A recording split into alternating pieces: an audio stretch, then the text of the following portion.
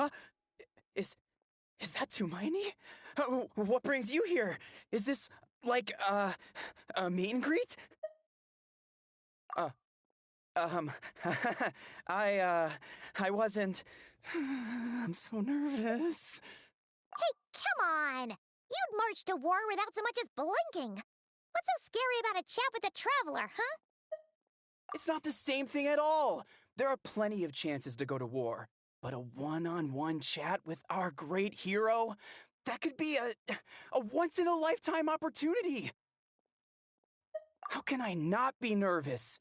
What if I say something wrong? Or if my posture's bad? Or if I accidentally make a weird expression with my face? One bad impression can stick for life. No one's here to judge you on your posture or your facial expressions. Relax! All right, then. I'm sorry, great hero, but I have a small favor to ask. What Paimon guess? An autograph, right? That's easy. May I challenge you to a fight? What?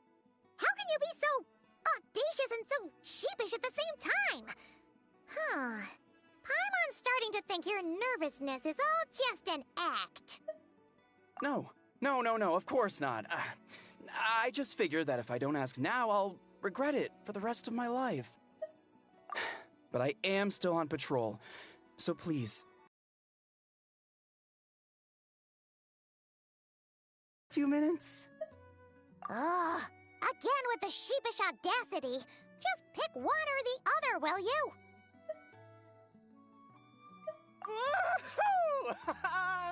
Woohoo! Obviously, I never expected to win, but until now, I didn't appreciate just how great the gulf was between us.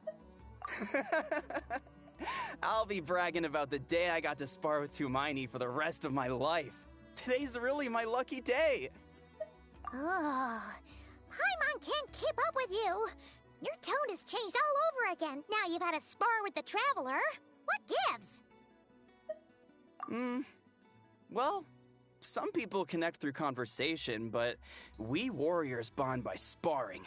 And now that I've had a bout with the hero, we're no longer strangers. Nothing to be nervous about anymore. Okay. Well, to each their own. But Paimon's still gonna stick to conversation.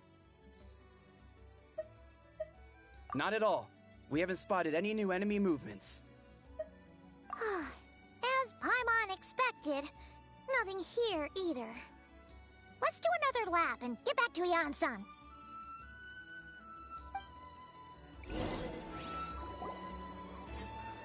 You're back.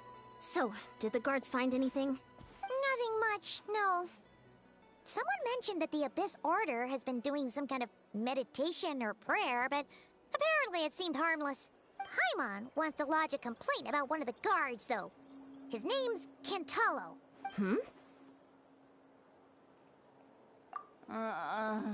Traveler? You're back already? And no one thought to wake me up, huh? In fairness, you look pretty hungover. Can't imagine anyone wanting to wake you up in that state. I'll have you know I'm perfectly sober when I'm hungover. Okay. I'll admit that sounds strange at face value, but regardless, what I meant to say is, I heard something about the Abyss Order engaging in meditation. Yeah, that's right. Does that mean anything to you, St. Lolly? I sensed something strange in my dream.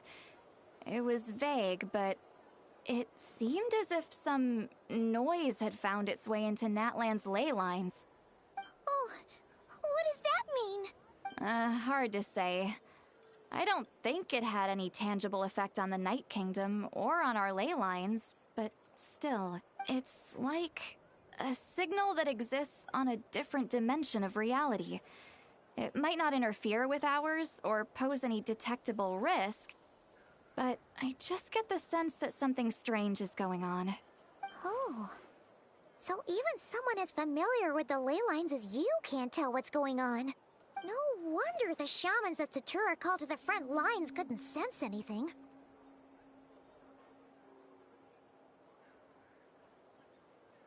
Ian-san, I think we should go talk to the chiefs. There's no point dragging this out. We need to take the initiative and drive the Abyss Order out of Natlan for good. If that's the Council of Granny Eatsley, I'm sure the chiefs will agree. But it will still take us some time to gather the required force.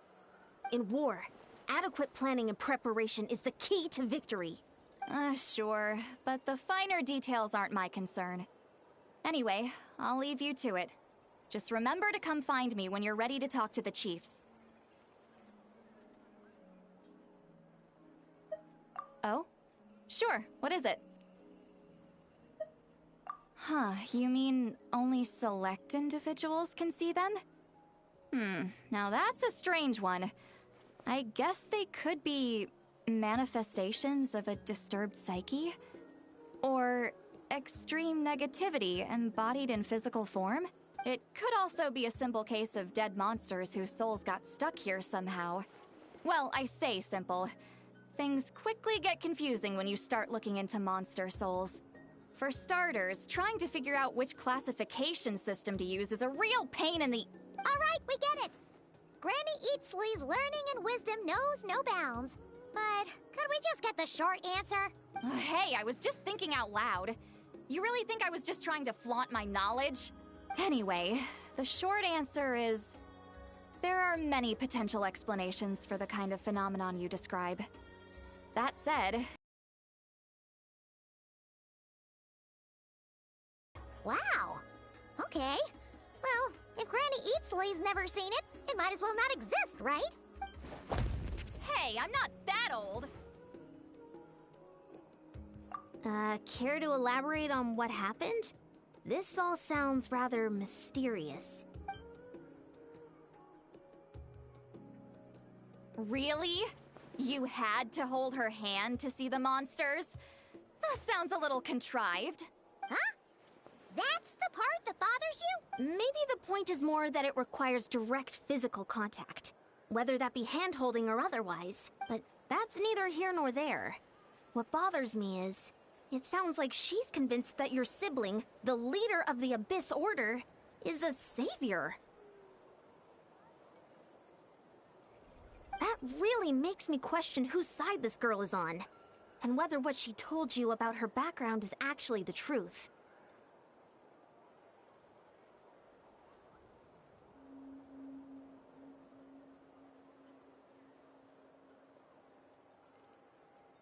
Sorry if that comes across as paranoid.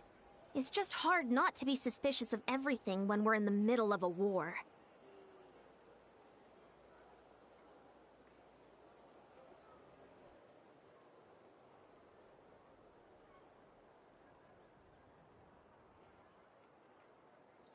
Actually, Paimon feels like you make a fair point.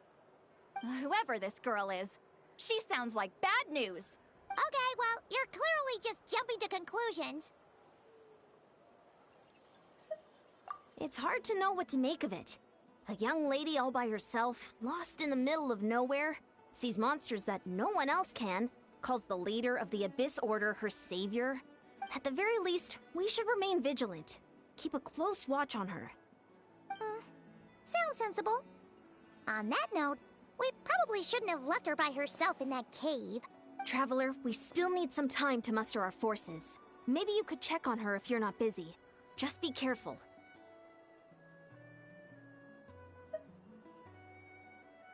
It's settled then. Let's go check on her.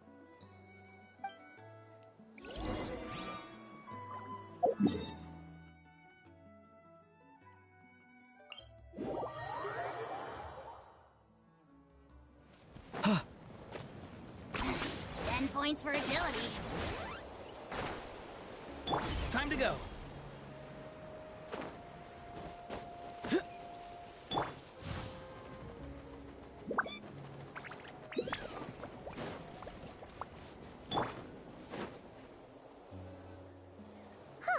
Here we are.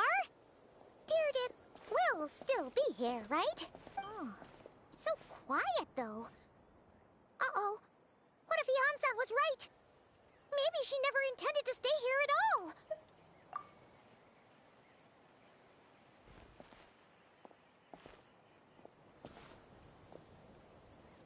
Traveler, watch out!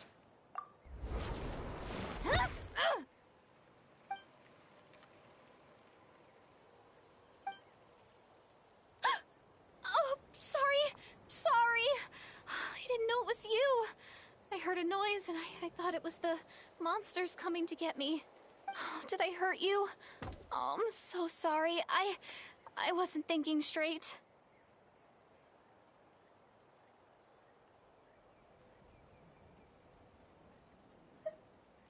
Phew. That was scary. Paimon thought we'd walked into a trap. Maybe we shouldn't have sneaked in without announcing it. Then you would have known we weren't monsters. To be honest, I've been really on edge since you left. I just have this constant feeling that any second, the monsters are gonna come back and get me. And it's not like I can run from them. There's also no way to cook here. It's good you got back when you did. Another hour and a half and you probably would have found me starved to death. Oh, that's weirdly precise. Though, it does explain why your attack on the Traveler was so weak. Wait, if you really thought you were gonna starve or get killed by monsters, why'd you promise that you'd be okay here on your own? I just didn't want to lose face in front of my hero. She already saved my life once. That's more than enough. I just don't want to come across as a constant burden. Huh. For someone on the brink... The real reason. What? That is the real reason. I'm kind of bearing my soul here, you know? Anyway, so, could you make me some food now?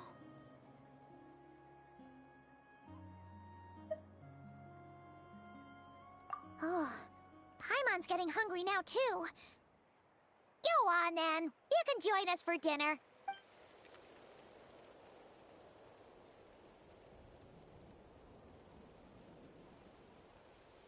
Whew. I am so full. Thanks for saving me, again. Starvation feels like a distant memory now. Huh. You can really pack it away, Deirdith.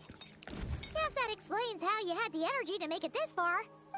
I tried so hard to hold back, but it looks like I still came across like a total glutton. Paimon didn't even realize how late it is. Hey, the night sky here is really pretty. Yeah, and it's all thanks to you both that I'm able to relax and enjoy it. I was cooped up in that cave the whole time you were gone. Now, I'm finally out. The air seems fresher, and the stars. Young, I used to lie on the roof of my house, gazing up at the stars. And often, my mind would drift to this question. Is this starry sky actually real? But my grandma would tell me, the answer to that question doesn't really matter. Think of all the people in our village who spend their entire lives here, she'd say. To them, it's our world. And that sky is real to us. Paimon kinda gets you, but also not really. Is it kind of like how journeying with the Traveler is everything to Paimon right now? I really treasured my world for a really long time. The village was my everything. The houses, the scenery, the stories I always loved to hear about the Savior. But I could never bring myself to agree with Grandma. Even if the village was my entire world, I still had to know what lay outside its borders. Yeah! Go you! So, I finally ventured out. Bigger. One step at a time. And I'm not gonna stop until I've seen what's beyond the stars. Maybe then, I'll finally get an answer to the question I had as a child. Who knows? Maybe one day, I'll be sitting and chatting just like we are now, but with someone from another world. Yeah, one day. Oh, if only we could tell her. But that's probably Probably best not to open that can of worms right now. I need to find the savior and protect my world. That I can make sure it continues to grow. That's the most worthwhile thing I could think of doing. So I've been giving it everything I've got. You know what? That's pretty cool. Paimon kinda wants to root for you now. Oh, sorry. I got a little carried away.